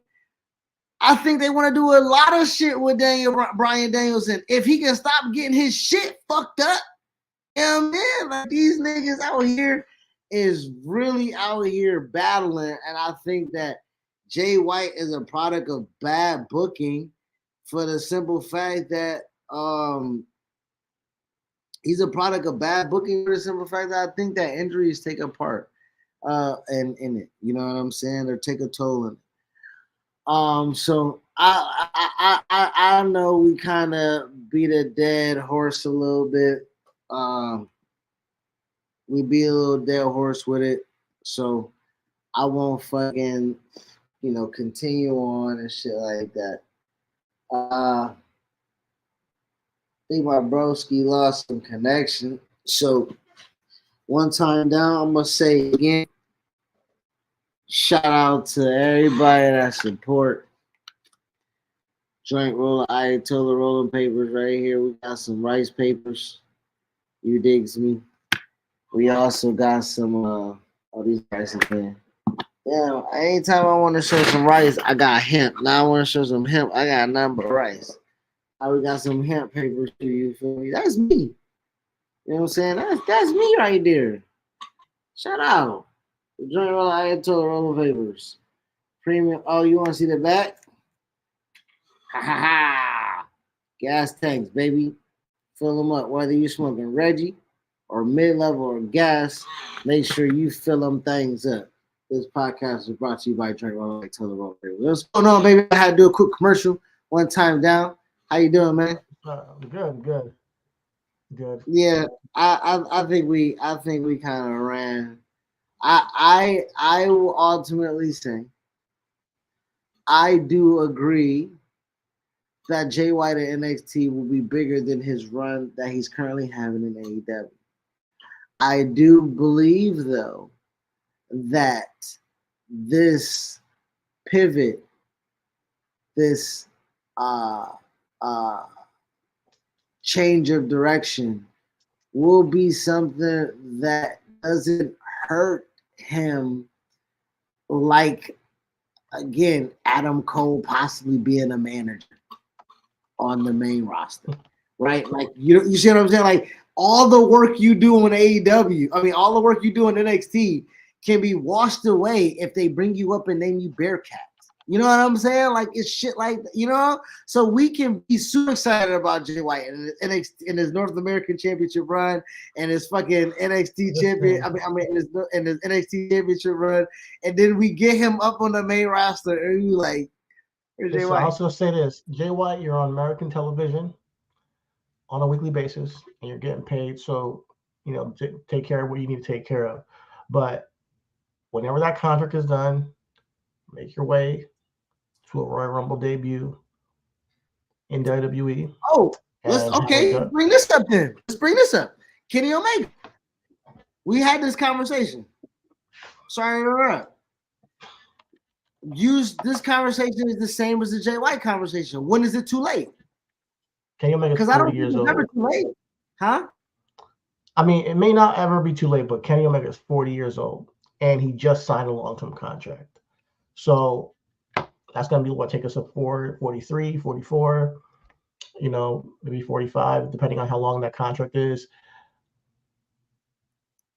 It's not the same. It's not the same guy. That's just not the same guy. Like the Kenny Omega, I'm going to enjoy it. Don't be wrong. Be excited. It's going to be just like, when, Sting came and all that shit. But at that point in time, his run in WWE is going to be very short. His career is going to be based on, he chose a legacy of AEW being my legacy than a WrestleMania, which I support his vision for what his career is. Hey, man, you're going to be known for your New Japan run. You're going to be known for making one of the hottest companies and being a part of changing the landscape of professional wrestling and everything he has done for AEW, building some new stars, the women's division and everything. What he's done behind the scenes, that's what he's going to be known for. The moments that he could have had in WWE wasn't what drew him. He wants to do something bigger for the grand scope of pro wrestling, and I think he thinks that he's more valued there in AEW, and he wants to be there. And he didn't feel the need to go to WWE. It wasn't what he wanted. Cool, but if you end up there one day in WrestleMania, it's going to be a big deal, regardless of you being 50 years old or whatever it may be, 45, 60. So not 60, 45, 50. From that point forward. In between one of those years, but it's not going to be the same Kenny Omega as far as he's already beaten down now. In another 4 or 5 years, you think he's going to be more healthy? No. Is he beaten? So. He's beaten down, really? Like, is he's going to have to be? Listen, my point is that he's going to have to wrestle a more protected style in WWE. He probably would have to do that anyways, but he would be way more fluid and smooth. Don't Seth Rollins have to do that right now? Don't Seth have to? Don't Seth Rollins have to do that right now? Yeah, but he does his thing, It's Seth Rollins. Don't Kenny Omega does his thing too? Don't AJ Styles have to do that right now? So when AJ Styles was in TNA and doing his fucking X Division shit and having wrestlers Christopher Daniels and Samoa Joe, when he's in fucking New Japan, he's with Shinsuke Nakamura. When he gets to WWE, AJ Styles at the end of his career, and he's 46. Okay. Rollins, he's a lot younger, and he can put on really talented matches. Right now, if at 46, Kenny was just debuting in WWE, you feel me? It's different because he's already at the end of his career. He's already going through a lot of pain, and that's what I worry, like the wear and tear on your body. Can you perform at that high level for a WrestleMania moment one day? And, you just wanted AJ Styles in a World Heavyweight Championship feud to be a filler. So if AJ Styles is still at I'm talking about WrestleMania, bro. I'm not talking about no filler. I'm talking about getting Kenny Omega into WrestleMania on a real angle. Yes. And we're talking about, dude, are you not listening? Him wrestling WrestleMania under WWE fucking protected style anyway, and him running a fucking story. What are you talking about? Okay, I'm literally asking. If Sting can do it, Kenny Omega can do it. I'm not saying that it's not impossible. I'm just saying it's different. That's all I'm saying. All I'm saying is that Kenny is going right now. Right now, if Kenny were to go, he has a run in WWE. If he goes then, it's just a moment. All I'm saying is that Sting legitimately, it was a freak accident. Sting had a potential run because he has the same run 6 years later in AEW. That's all I'm saying. Sting had to get healthy. He had to rehab. He had to get the ring rust off, and then he had to have the run, kind of sort of like Edge. Edge had to get surgery, had to heal, had to rehab, had to get the ring rust off, and now he's having a run. What I'm saying right now is Kenny Omega never had to have spinal neck surgery. He don't have to knock off the ring rust. He can come and have a fucking run. I'm saying it's different at 46 and 45 when you were debuting. That's all I'm saying. And he may have a run even, but it's an old man run. It's not Kenny Omega the cleaner. It's Kenny Omega the veteran act at that point. It's a different Kenny Omega. And if we get there in 10 years and we're like, oh, Trust me, we're gonna see it. Kenny Omega, the cleaner, wasn't okay. We're AEW when AEW did when we already knew he was not going to AEW. We knew he was going to AEW, right? That was only 4 years ago. So he was what at that he was late 30s. He was AJ Styles coming in at Royal Rumble-esque, right? Because AJ Styles only been in WWE. AJ's 46, and AJ Styles been in WWE 7 years. So he came in at 39, damn near 40. That nigga has had some of the best of AJ Styles I've ever seen in this last 7 years. With the toned down style, with him still going after it, having hardcore matches, going with Roman, going with Seth. Like I'm about to blow your whole argument up. I think you know where I'm going with this. That AJ Styles that you're talking about, and some of the best hit, that's if Kenny Omega left right now, and he signed a contract. If he left right now, you're getting that AJ Styles, and I agree with you. But if you're telling me in 4 or 5 years from today that we're gonna get the best AJ Styles, some of the best Kenny Omega, I don't see it. I don't see it. I think he's gonna be doing this Young Bucks angle for the next 3, 4, 5 years, and we're gonna get tired of this shit. And he could be like, you know what? I've done everything I can do here in AEW. Let me go have a moment in WWE. It's gonna be a moment, and then he go. That's it. Would you have said that? Might be a year. It might even be a year or two. He would be in WWE. Would you have said that in 20? Would you have said that in 2020 when AJ Styles and Daniel Bryan and Sami Zayn was having the best feud for the Intercontinental Championship? Because that was 4 years after he came. That was 4 years after he came to WWE. So what I'm saying is that what I'm saying is that you can these 4 years. Yes, he's not going to give his all, though. Is what I'm trying to say. Okay. And Kenny Omega can perform and save some shit because what I'm trying to say is that 2020 AJ Styles was damn near a world champion AJ Styles after that 4 years. So all I'm saying is that it can be done. Okay, you're right. Now, and I'll concede to it can be done. It can be done. If somebody can do it, AJ and like he can go. He's one of the top. He's the best in the company. If anybody can do it, it's that guy, Kenny Omega. Yeah, absolutely. But it's gonna be a very different Kenny Omega, and I'm thinking that, like, damn, we're never gonna see that. But it's gonna be different. But it's gonna be different opponents too. It's gonna be old Seth, right? It's gonna and I think psychology though, wrestling. I think you get better when you get older. I know what you're saying. I know what you're saying. We're not going to get Omega Okada with Seth and Omega, but I don't think we're ever going to get Omega Okada with Omega and Seth. Just like I don't think we're ever going to get Ospreay and Omega with Ospreay and Seth. But I do think when Ospreay says, I don't have long in this, I do think he knows that, hey, it's some things that I gotta check off. And his broken, but this is what I'm gonna say, bro. He's broken now. A broken Ospreay now and a broken Rollins now will still be good 4 years later. Shit. The difference is Ospreay's like a decade younger than Kenny Omega. And if he's saying he don't got long in it now, think of Kenny now. I'm like, God damn, like if Ospreay's saying that now, bro. Think of Kenny now, you know, and then Kenny in 4 years. Like, so has Kenny ever been as reckless as Ospreay though? They've both been reckless. I think they both have had a dangerous style, especially being in Japan, which is so stiff the way they wrestle and some of the spots and risks they take over there. It's just different, you know. Just the wear on their body. They it's almost like sign up for it. You know, the wrestlers down there, even the Japanese wrestlers, you see how they walk. It's like they sign up for that lifestyle going for. They know what's going to happen to their body almost, and they take it as an honor. But when it comes to, you know, Ospreay, dude, don't go the same route as Kenny Omega, Jay White. Please, when your contract is up, you know, Seth said it best. The water is warm. Come in and show the fuck out and show the world the whole world on a grand stage who the fuck Will Ospreay is and why he's one of the best wrestlers in the world, please wrestle Seth at WrestleMania.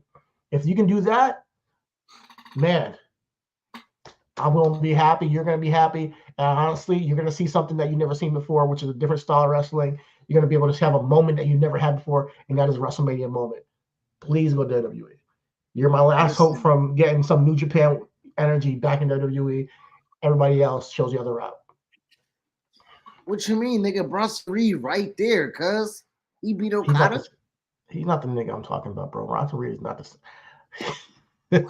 Shout out to Bronson Reed. He's dope, but he's not what I'm talking about, man. He's not like an NJPW legend, dog.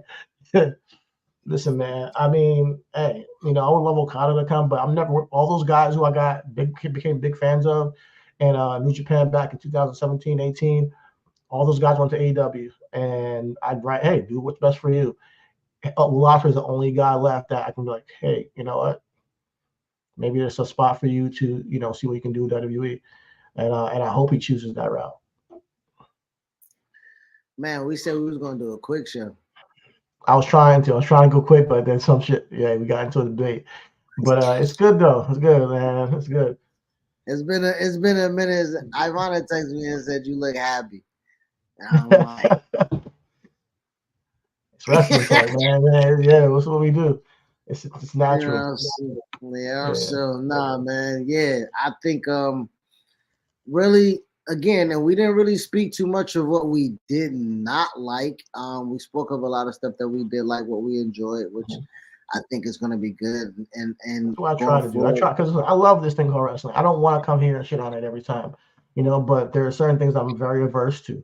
There's certain things that, I'm at the end of the day. Listen, I'm just as much as a Smart Mark fan as everybody else. I want to see certain things. I want to see certain moments. I want to see opportunities. Because I'm 35, bro. Like, I've been watching this my whole life. I can see when there's an opportunity from a vantage point that a younger fan can't probably see, because I know what's kind of like moving in the business, you know, on a grander scale. And when I see a certain talent, it gets me excited for certain moments that can happen, whether it be in AEW or whether it be in WWE. And when those missed opportunities happen, I call it out. Those are the times I get angry the most, is when WWE does something foolish where I'm like, they missed on that, or, you know, they do something that's just for the money, or AEW does something I'm like, yo, why didn't you do this a long time ago, like with Tony Storm, or you know, there's a couple of things, and it's not going to be perfect ever, you know, so I'm not expecting perfection from anything, but I do want to come here and have a critical response to professional wrestling, because I definitely do want to see both wrestling companies succeed. I will check out Full Gear, but I won't be watching it live. So shout out to them at AEW doing their thing. I just see their card, and I'm like, this same card reorganized could be a better card in my mind. Excuse me. Reorganized. Yeah, we had MJF versus Kenny Omega, Jay White versus Jon Moxley, probably for the Intercontinental Championship. Couple of things moved around, you know, Tag Team Championship, Ricky Starks instead of Big Bill, put Powerhouse Hobbs in there. You know, there's a lot of things.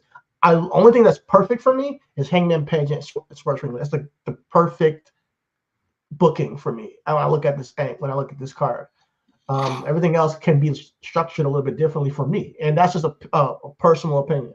And I think that my personal opinion would be better for AEW as well. It's not just for me. I think that if we put my card together, they probably would get more pay-per-view buys. That's all I'm just trying to say. That's all I'm trying to say. But that's me being biased. With that narcissistic, egotistical ass comment, we're gonna end that podcast. Hey man, I just want to help. Listen, all is love, everything is wrestling. We shall see where it goes on with Full Gear and how they do. I'm supportive, and shout out to everybody working hard, man. It's awesome. Yeah, man. Shout out to everybody that's getting high. Like, yo, man, literally out to Buffalo, man. They play tonight. You know what I mean? I gotta rep the hometown. Shout out to the Cowboys. You feel me? You know what I'm saying? You know, I gotta represent. I know it's tough over here for you, my guy. Don't say nothing. Don't say nothing but nothing. It's not tough. Shout out to Everything Is Wrestling. That's all I gotta say. See me on Matt and bro, take out that frustration. I'm good, man. See y'all next week. We'll see. Peace. Peace.